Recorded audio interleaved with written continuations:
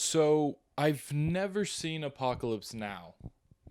Until now. Hey there, Cinephiles. Today I'm going to be talking about one of the most premier film borough movies and my thoughts on watching it for the first time. I thought it'd be as great a time as any to finally get into the madness because this movie just turned 44 years old. For this, I ended up watching the theatrical cut, so my thoughts will be pertaining to that version. I know there's the Redux and the final cut version, so let me know if I should check those out as well. But anyways, Apocalypse Now, for those that don't know, follows one Captain Willard, played by Michael Sheen, and his journey through the Vietnam War to find one Colonel Kurtz, played by the great Marlon Brando. Now, where to even start on this meditation of a broken man going deeper and deeper into the belly of hell? Well, first thing I want to touch on is the masterful direction from Francis Ford Coppola, who you may know from The Godfather and the upcoming Megalopolis. He crafts this nightmare experience through Vietnam in which you feel your own dread get bigger and bigger. That combined with the absurd amount of practical effects with helicopters being exploded in the air to the grandiose sets, I was blown away with the craftsmanship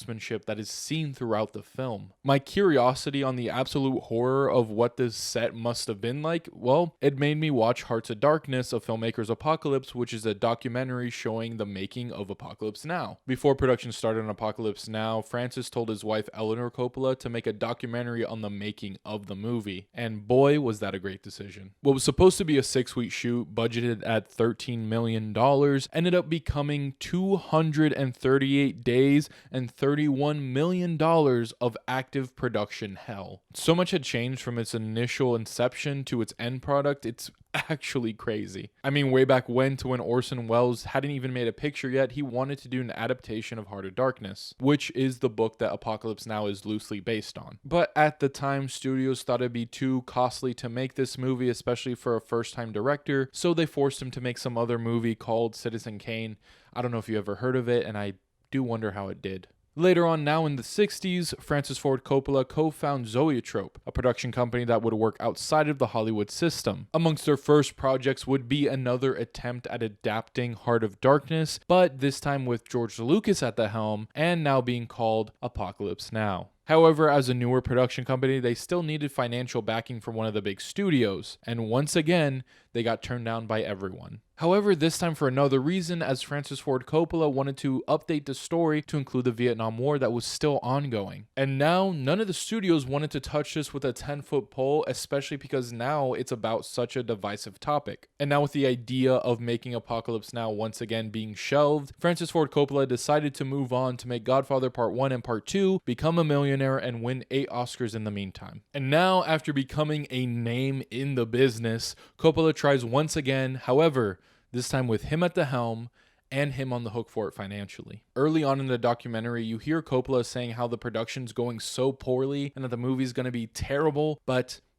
he couldn't have been more wrong. Apocalypse Now is great. It's so interesting because the protagonist's journey mirrors Coppola's journey while making it. A man that is going deeper and deeper into the jungle, facing his own fears and demons, and going through hell to reach his goal. One does have a happier ending, as after all of the hardships, Apocalypse Now earns $150 million worldwide. It wins the Cannes Palme d'Or, it wins 2 Academy Awards, and it becomes a staple in many film schools. And honestly, it deserves all of those accolades. It's able to have this vibe of a hangout movie at times in the sense of no strict plot, just taking in the atmosphere, while also being this critique on war, the American system, toxic masculinity, the fragility of humanity, and much, much more. It is hard to find flaws in this movie, but there are still a couple of gripes that I can bring up now. The biggest one to me is that Martin Sheen is serviceable. And I feel bad for saying that because he literally almost died while making this movie. He had a heart attack in the middle of production. I know earlier they had Harvey Keitel be casted and then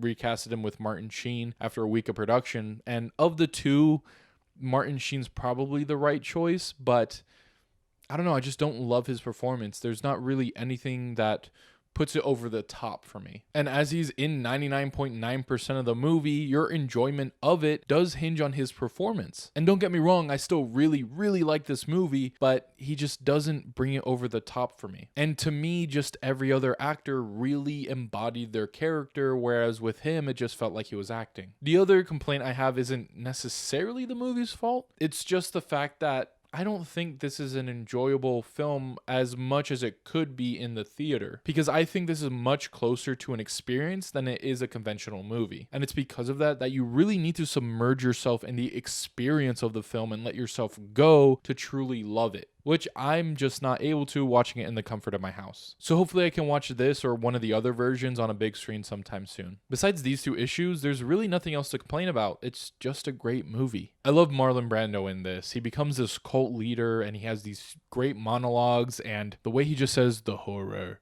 is just chef's kiss. Horror has a face,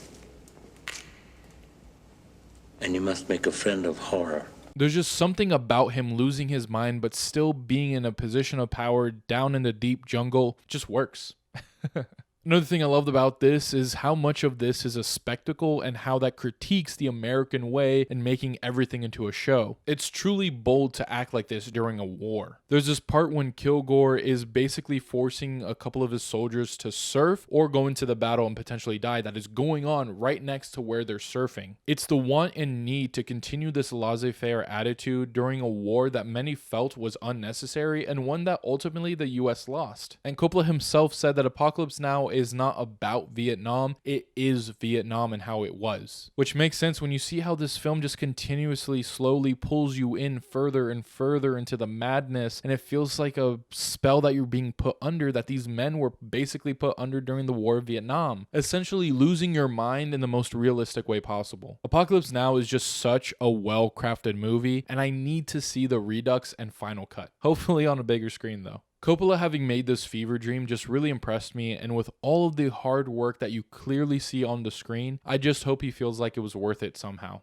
I give Apocalypse Now a 4 out of 5 stars. This, along with the documentary of the making of it, I highly suggest watching. But alright, those are my thoughts on Apocalypse Now. Be sure to let me know your thoughts on it down in the comments below and which version of it is your favorite. Also, be sure to follow us on our socials. As always, thank you guys for liking, commenting, and subscribing. Stay tuned for more Yeti Films content, and I'll write you later.